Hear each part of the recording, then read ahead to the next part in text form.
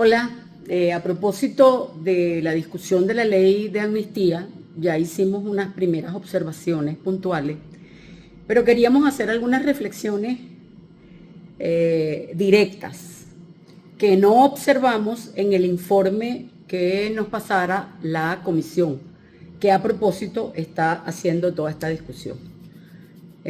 Nos parece extraño que la primera discusión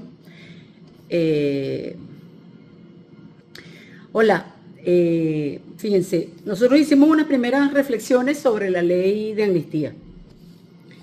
Algunas contribuciones que pensamos que podían ser tomadas en cuenta. Nos llegó el informe de la comisión que está estudiando este tema. Fueron a una segunda discusión. En realidad no entendemos por qué una segunda discusión si la primera discusión lo que se presentó fue la exposición de motivos y no se conocía la ley. O sea que lo que los diputados aprobaron en primera discusión fue la exposición de motivos. De acuerdo a la Constitución deben discutirse artículo por artículo. Eso no se ha hecho, eso no se hizo, sino que se empezó directamente una convocatoria para la segunda discusión y bueno, en esas estamos. Se trancó el serrucho en el artículo 7 y a propósito nosotros queremos hacer algunas reflexiones para que sean tomadas en cuenta y la ley de amnistía sirva para lo que debe servir. Primero porque nosotros conocemos además que el principio de la libertad en el marco del texto constitucional jurídicamente no es que el Estado otorga libertad. La libertad es un derecho fundamental, es el pilar del derecho natural, es preconstitucional. El Estado reconoce y garantiza esa libertad, debe hacerlo, igual que la dignidad humana como principio rector de todas las libertades y la autonomía de la voluntad. Ahora, todos sabemos el desmontaje sistemático de la Constitución y la falta de aplicación estricta. Entonces la libertad apenas sobrevive en Venezuela.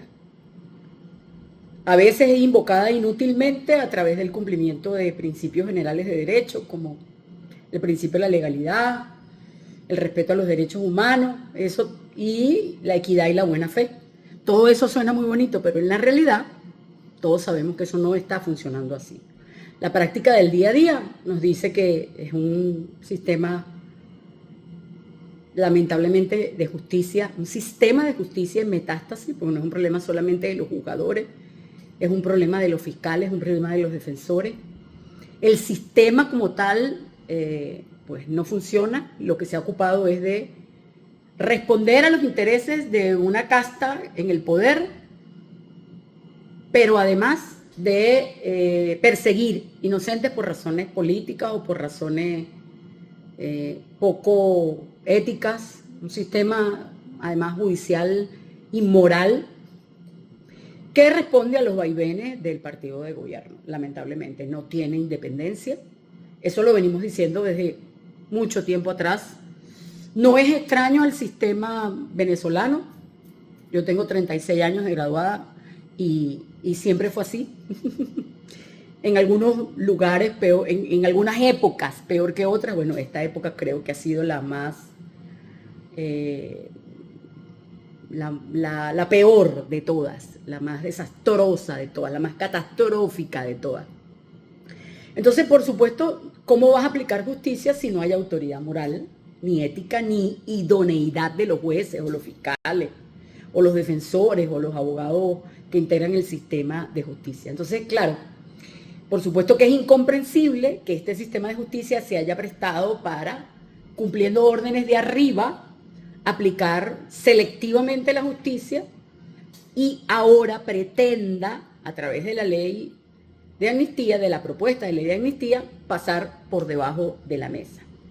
Resultará inútil, por decir lo menos, cualquier esfuerzo en temas de paz y de amnistía si no le metemos el pecho en serio al tema de la transformación judicial. Ahora, sin esta transformación profunda no valdrá de nada la ley de amnistía, porque además es un proyecto que circula y que pone en manos de los verdugos la libertad de cientos, la libertad física, porque aquí hay dos tipos de ataques y a eso me quiero referir. Uno es la libertad física, ¿ok? Pero además hay otra cárcel, la cárcel administrativa, que decreta la muerte civil y administrativa de cientos de miles de venezolanos dentro y fuera de la frontera. Entonces, claro, por supuesto, nosotros decimos que no habrá paz sin justicia y sugerimos que, bueno, se hagan algunos aportes, que se tomen en cuenta algunas de nuestras, y no digo nuestras porque sean mías, no. Aquí hay un equipo detrás que está trabajando y pensando en esto. Deben expresamente en la ley aparecer que todas aquellas acciones de condena o procesamiento de carácter administrativo, disciplinario, mercantil, civil o judicial, que hayan sido dictadas o aplicadas, sea por vía de hecho, porque fíjense, lo están aplicando por vía de hecho, o por instancias administrativas como la Contraloría General de la República, el SAIME, el SAREN, CNE, TCJ y CENIAT, que limiten derechos políticos, civiles, mercantiles, laborales, jurídicos, que vulneren derechos a la libre expresión, a la libre participación política, a la educación, a la identificación, a la libre movilización, a la libre disposición de tus bienes, al trabajo, al libre ejercicio de la profesión, a la libertad de expresión, pensamiento y comunicación, entre otros, debe ser eliminada. Eso tiene que ser un compromiso por parte del Estado. El Estado no solamente está violando o no violó la Constitución cuando estandarizó las acusaciones y a todo el mundo quiere meterlo en el mismo saco. Es decir, todos aquellos que hayan cometido hechos de violencia son los únicos que son beneficiados. Entonces es un listado para los violentos. Y los que no lo hicimos por vía de violencia, sino que lo hicimos por vía pacífica, acudiendo a las instituciones, ¿cómo vamos a quedar? O sea, mi caso personal, no quiero hablar en términos personales, pero cómo va a quedar una sentencia que me prohíbe el ejercicio del derecho sin haber juicio de por medio, sin haber investigación disciplinaria, una sentencia que no está completa porque ni siquiera puedo ejercer ningún derecho en mi defensa porque la sentencia solamente se publicó, la motiva. Esos son vías de hecho. Pregúntenme ustedes cómo quedamos entonces personas, por ejemplo, que cuando se meten en el SAIME aparece que está su pasaporte anulado. O el caso del doctor Andrés Giuseppe, que le cerraron cuentas, lo han perseguido, lo inhabilitaron. La inhabilitación está vencida hace 1 año y pico y no se la levantan. Y no puede salir del país, no puede sacar el pasaporte. Eso es muerte civil, aquí y en Pekín. Pero además, si hay una verdadera intención de libertad, deben devolverle los partidos y las siglas secuestrados judicialmente mediante sentencias espurias del TCJ a sus militantes y acabar con las inhabilitaciones para eliminar al contrincante político. No por razones de persecución de la corrupción, ¿ok? Yo con eso estoy de acuerdo. Tienes que perseguir al corrupto, pero no utilizar el sistema para anular al adversario político, porque simplemente te estorba. Entonces, la persecución ha sido continua. Yo creo que no cabe limitar las fechas predeterminadas porque eso dejaría por fuera un poco de gente. Ahora, la exclusión de determinados delitos comunes o contra el patrimonio público, desconoce que el sistema de justicia fue utilizado precisamente para utilizar esas calificaciones, esos tipos penales infundados para justificar apresar, por ejemplo, a sindicalistas, a trabajadores de PDVSA, a profesores, a economistas, a periodistas.